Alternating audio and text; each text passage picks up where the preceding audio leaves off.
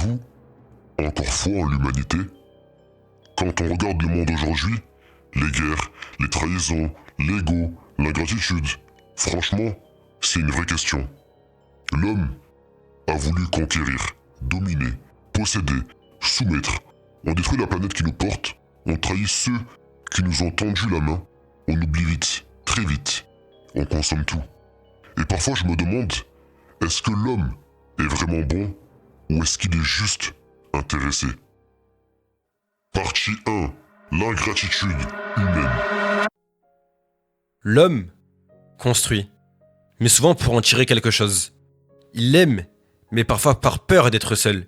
Il aide, mais parfois juste pour être connu. Est-ce que la bonté existe vraiment?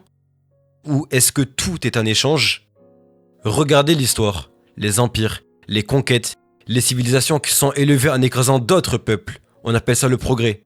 Mais à quel prix? L'humanité avance, mais elle avance souvent sur les épaules de ceux qu'elle a écrasés. Et pourtant, Maintenant, on va étudier l'iceberg.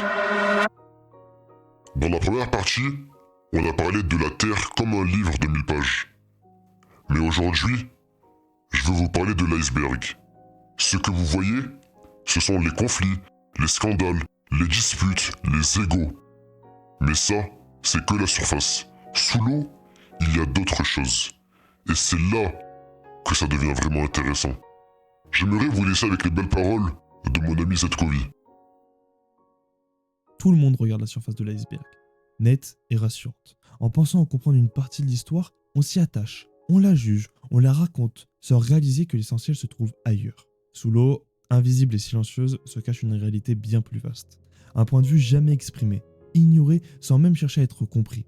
Cette partie cachée porte tout, mais elle évolue loin des regards, jusqu'à ce qu'elle commence à fondre. Lentement, elle disparaît, et avec elle, l'équilibre qu'on croyait stable. Puis vient la prise de conscience, souvent trop tardive. Ce que l'on voyait n'était qu'une illusion incomplète. Et alors, une pensée s'impose, presque inévitable. Si j'avais regardé plus profondément, si j'avais cherché à comprendre au-delà de la surface, est-ce que ça aurait été différent? on parle souvent de la méchanceté humaine, mais on parle rarement de son ingratitude. L'homme oublie vite. Il oublie qu'il a aidé, il oublie d'où il vient, il oublie les sacrifices faits pour lui. Il critique ses parents, mais oublie les nuits blanches qu'ils ont passées pour lui. Il critique son pays, mais oublie qu'il marche sur les routes construites par d'autres. Il oublie que certaines personnes ont perdu la vie. Il critique sa société, mais profite de tout ce qu'elle lui offre.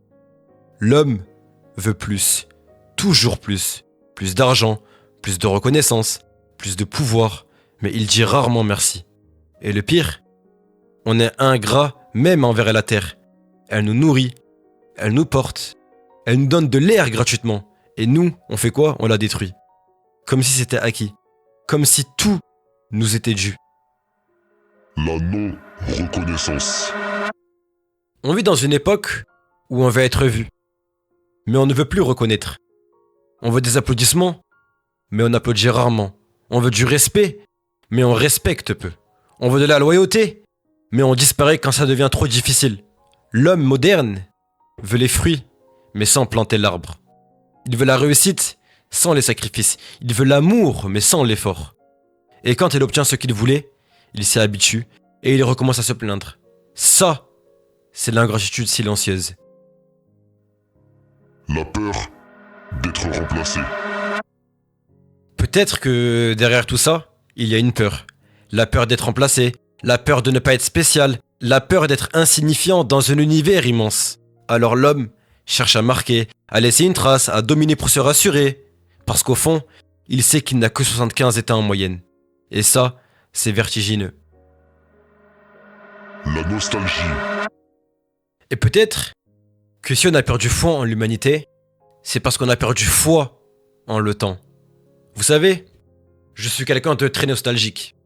Je repense à l'époque où on allait toquer chez ses potes, sans message, sans réseau, où on sortait jouer, on se comparait jamais, on vivait.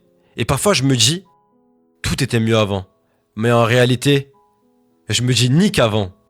Ce n'était pas le monde qui était meilleur, c'était nous. On était plus innocents, moins conscients, moins abîmés. La nostalgie, c'est un filtre, elle garde les rires, mais elle efface les disputes.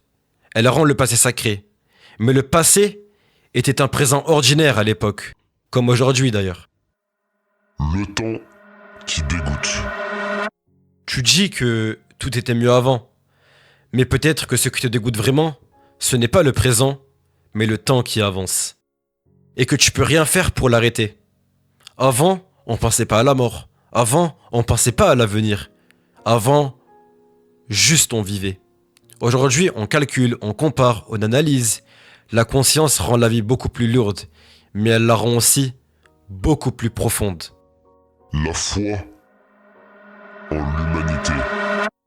Et si le problème, ce n'était pas que l'humanité est ingrate, mais qu'elle est amnésique. On oublie qu'on a été enfant, on oublie qu'on a été aidé, on oublie qu'on est fragile, on agit comme si on était éternel, alors qu'on est une virgule dans un livre de 1000 pages. Peut-être que la foi en l'humanité ne dépend pas de ce que l'humanité fait, mais de ce que toi tu choisis d'être. Alors, est-ce que j'ai encore foi en l'humanité ? Oui. Pas parce qu'elle est parfaite, mais parce qu'elle doute. Une espèce qui se pose la question, Sommes-nous devenus mauvais? et une espèce qui peut encore changer. Les monstres ne doutent pas, mais nous si. Et ça, c'est la partie cachée de l'iceberg. La claque finale. La Terre a 4,5 milliards d'années, nous, on a 75 étés. Peut-être que le problème, ce n'est pas que l'humanité est perdue, peut-être que chacun décide s'il veut être dans la surface ou dans la profondeur.